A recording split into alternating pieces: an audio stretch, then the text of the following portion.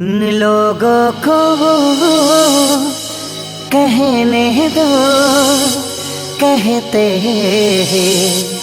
रहने दो। Mixing by Manoj Devraj नाम तो सुना ही होगा सूर्यभान पट्टी बजा छन छन छन का के छागल हो, कह दिल हमरा के पागल हो। छन छन छन का के छागल हो, कह दिल हमरा के पागल हो। पल पल तोहरे के सोची हो, रहिले रात भरी जागल हो। तू तो मार ले बारू गोरी मोर मोतिया।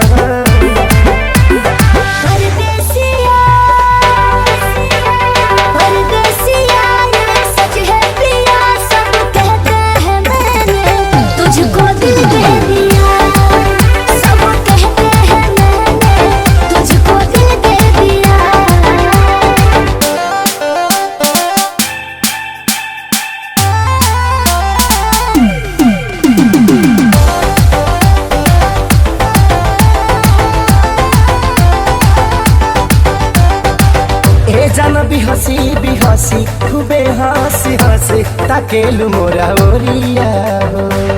एक टका दिल नजरिया ऊपर से मुआरे ई कह जरा कटरिया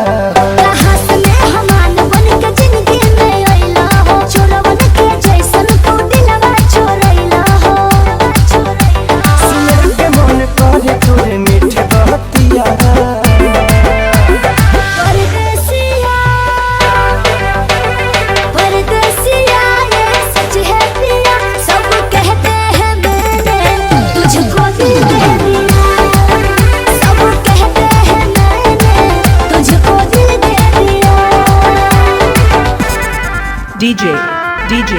डीजे मनोज देवराज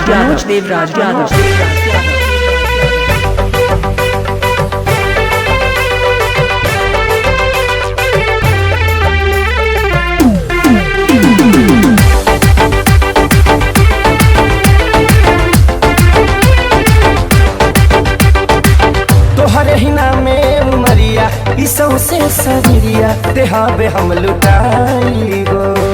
दिल के बीमारी के न कवनो बतोहरा अलावा ए गोरी दवाई हो। तोहर सुरतिया लागे बड़ी प्यारी हो, दुनिया जहान हमर हवा एक सारी हो। अब साथ नहीं छोड़ी है हमारे साथिया।